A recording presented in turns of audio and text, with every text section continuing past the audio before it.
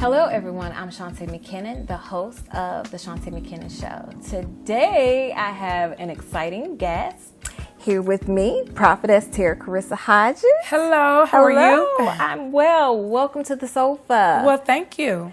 So, woman of God, amazing woman of God at that. And so let's talk a little bit about, one, I want you to first tell the viewers a little bit about yourself and your work, what it is that you do.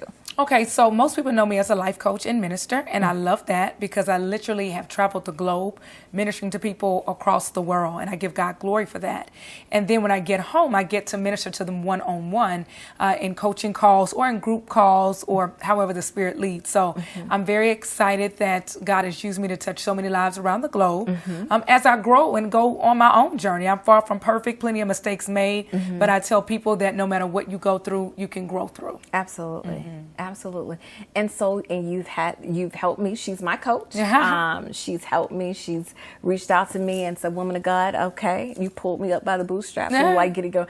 I love your, as a matter of fact, straight no chaser approach. So tell me a little bit about, before we get into, I want to get into the book, but tell me a little bit about, the Tera, because we're petite people. She's more petite than I am. Yes, I'm petite. So she's probably a lot more fight, because when we're short and petite, we're feisty. Like so Chihuahua. Yeah.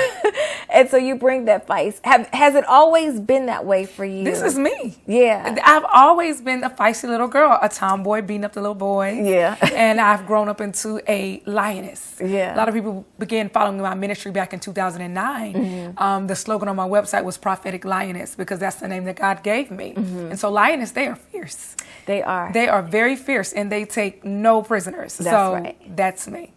That is indeed you. It's so funny because if I can be transparent and honest, when you were like, okay, woman of God, you nursed your wounds, and I was like, listen, I ain't. I was like, and you are a true coach, because you were like pushing me along, and so you're like, okay, I'm sensing fear, so you need to get past the fear or whatever. And I was like, indeed, I was, and I was just like, oh, I'm not ready. But something about your coaching kind of lit that fire inside of me to go forward. So how did you get here? How did you get started with coaching? What made you decide to do that? Once I got into ministry full-time in 2009, so this is my 10th year full-time ministry. Okay, congratulations. Thank you. I noticed when I was on the road preaching and teaching, so many people would walk up to me after the service and say, how can I speak with you one-on-one? And so truly that's where the one-on-one coaching was birthed. Okay. Okay, so let's talk a little bit about winning while you wait. Yes.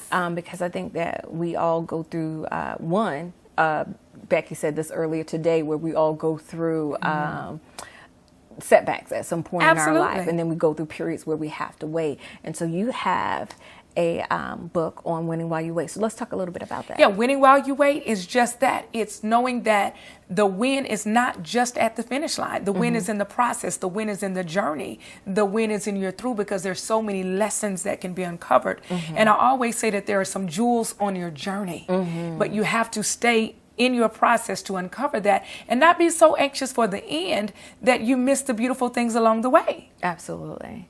And I think it, for some of us, it can be, the weight can be, I don't know, I'll speak for myself. At times the weight can feel just like that, a weight, almost stuck, like you're not moving, you're not making any progress. So what does that look like for someone to win while they're waiting, when they're in a period where they're kind of feeling stuck? When you are feeling stuck, that is an indication that you're feeling out of control and you can't move forward, because something beyond your control is keeping you in a stagnant place. So when you find yourself in a stuck place, begin to focus on, well, what do I control? Because you can work out. That's right. You can eat healthy. You can journal. There's so many things that you can do. You can work on your finances. You can work on your career. You can go back to school. You can work on your credit. So what can you control? And those wins along the way, they add up so that when you get to the finish line, it's victories across the board. I love that. I so love that. So I want to, you talk a lot about, and this is probably one of the reasons why I was able to connect with you. Your message is so relative, and you talk a lot about navigating through dealing with family members who are not support in support of you, dealing with fake friends, fake sorrows, just dealing with people who are your Judases along the way. Speak a little bit about those, because I know when you encounter a Judas, it can be a very painful thing. Of course. So talk a little bit about those that need to navigate through that process where they have been hurt. They've dealt with some kind of trauma, disappointment, setback. Talk a little bit about how to manage when you're dealing with a lot of hatred. You know what? It's about not taking it personally, because it's very tempting to take it personally. It is. Why is this happening to me? Why did they do this to me? And if you stay in that place, that's a very painful place. It's a place of defeat, because you're beginning to internalize something that's really not about you. And so I tell people it's not personal, it's purposeful. Okay. And so if you can tap in and say, okay, God, what's the purpose in this? Why have you allowed this? What has this come to teach me? How has this come to cause me to grow? That's where the joy is. We've all had ups and downs. And when you're in the public eye, you're going to have ups and downs that everybody sees. Right. But if you can keep this in your heart, in your mind, in your spirit, it's not even about me. My wins are not about me. It's about encouraging the women and the men who are coming behind me that need to see the things that I've overcome, so they know they can overcome for God's glory. Amen. But then not taking my defeats, or what looks like a defeat, because I don't believe in losses, failures, or defeats. But not taking anything that happens to you personally, that's where your peace is. That's good. That's good.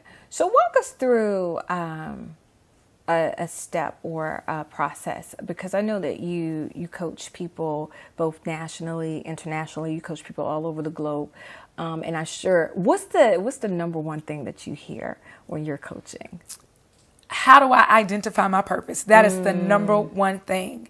And so a formula that God gave me, I've seen a whole lot of other people reshare it, that's fine, is your past, your pain, and the thing that brings you joy, your pleasure.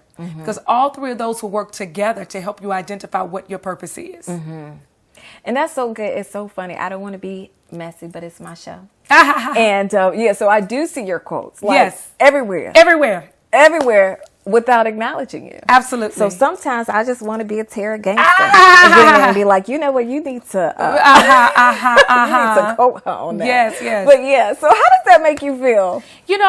Honestly, okay.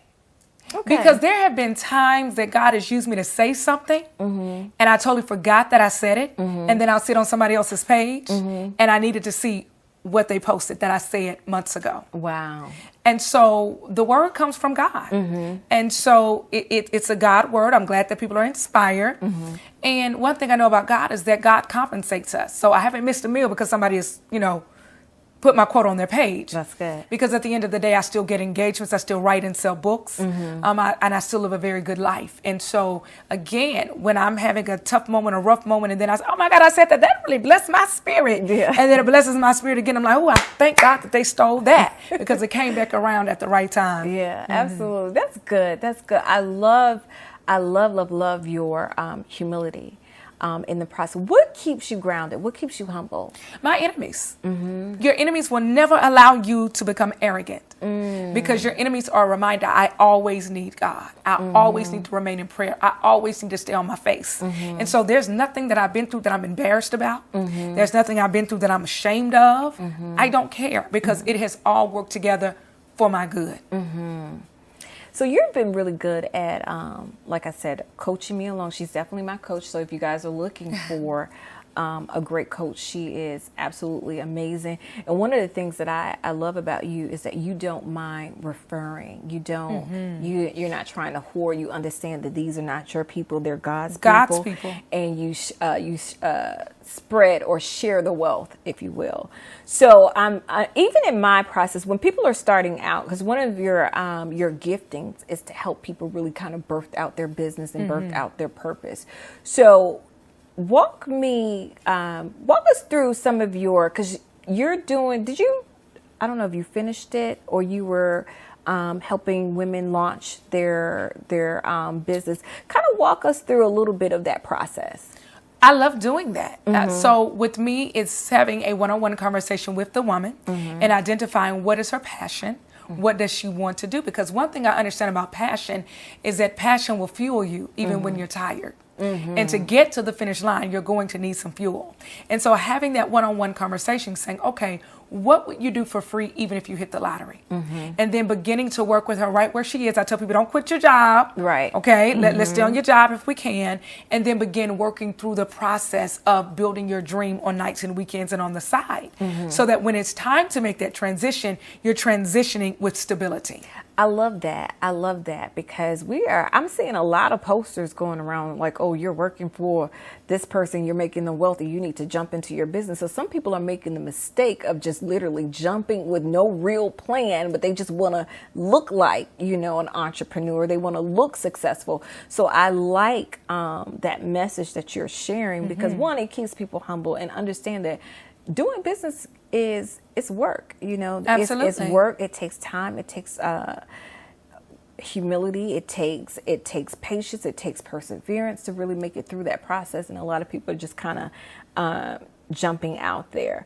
So give us a little advice on that because we're in the day of social media. Correct. We're in a day where social media is influencing a lot of people. And there are a lot of people who are not really living out the message that they're preaching. Okay. So talk a little bit about what your message would be to those people that are kind of watching. Well, number one, it's a blessing to have income. And if God has given you a job, understand that job is a blessing because that job is helping you to meet your needs. And I always tell people, never take advice to quit your job from someone who won't help you pay your bills. That's good. Point blank, period. That's good. So there's no shame in having a decent job. There's no shame in having anything that's legal and clean to pay your bills. Make sure you've got food on your plate, your children's plate, and you can do what you need to do for yourself. However, let's use strategy if you are called to entrepreneurship. Everyone's not called to be an entrepreneur. Say that again. Everyone is not called to be an entrepreneur. Because you. if everyone's an entrepreneur, who is helping you with other needs that you have. Who's going to work for you? Absolutely. Right. Okay, when you go to the gas station, when you go to the grocery store, when you go wherever you go, everyone is not called to be an entrepreneur. We are a body. Every limb of the body has a different function. And so you have to learn to get to the place where you come off social media. Social media should not be your guide. Because number one, people are only putting their highlights on social media. That's right. They're not necessarily putting their failures on social media. And that's okay because I firmly believe don't put your failures up until you've walked through the testimony of it. That's right. So there's a space and a place for that as well. But on the flip side is understand that someone may have been at this thing for a lot longer.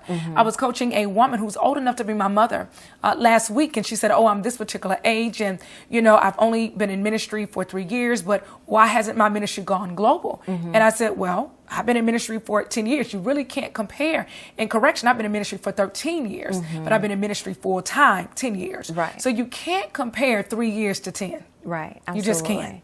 And that's what I tell people all the time because I tend to, I attract a lot of jealousy for whatever reason. I'm sure you know all about that. Favor attracts jealousy, point blank, period. Yeah.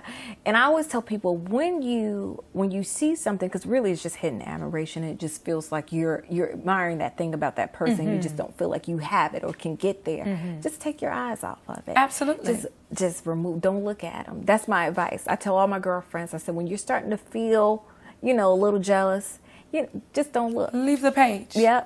Block the page. Just don't look, don't call. Even if they're close, just disassociate yourself for a while till you can get you together. Absolutely. And understand that God has no respect of a person. Correct.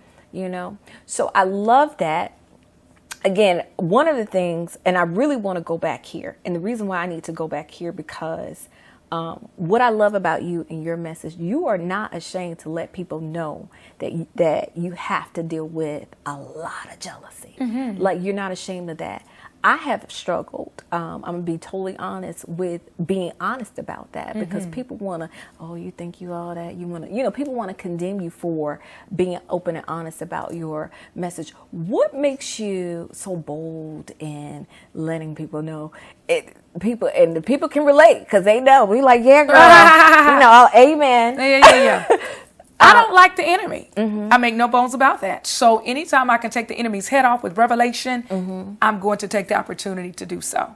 So again, I don't look at it as personal. It's a part of my purpose. So I tell the enemy, if you're bad enough to bring it against me, I'm going to be bad enough to take it and convert it into something that will bless the people. And it's going to make you mad because you're going to hate the day that you threw that rock at me and I took it and I made it a stepping stone. Amen. Yes, monetize your pain. Absolutely. Absolutely. Absolutely. Absolutely. I was walking, as a matter of fact, that is how the Shawnte McKinnon show was birthed out. And I was walking through the house and I actually just remembered a message that someone had told me a long time ago, and I won't get into that. But I was like, the pain, it was so necessary. Because if I did not go through that pain, I would not be doing what I do. Absolutely. You know? And so the pain is necessary. And getting people to understand that. And I love how you say it's purposeful. You know, it's not personal. And pain is nothing to be ashamed of. We've all been through it. Jesus died a convict on death row. That's good. Point blank, period. There's nothing to be ashamed of. It's not about what you go through. It's about what you come back from. That's the story of the resurrection. That's the story of the basis of our faith, Christianity. And so I think what causes a lot of depression in people is everyone thinks that I should have grown up like the Cosbys. But the Cosbys didn't grow up like the Cosbys. Precisely. Right. Okay? And so the reality of it is when we begin to accept that our imperfections are perfect for our purpose. I love that. Repeat that for the viewers. Our imperfections are perfect for our purpose. Okay? It's not perfect for the life that you want people to believe that you have, but it is perfect for your purpose.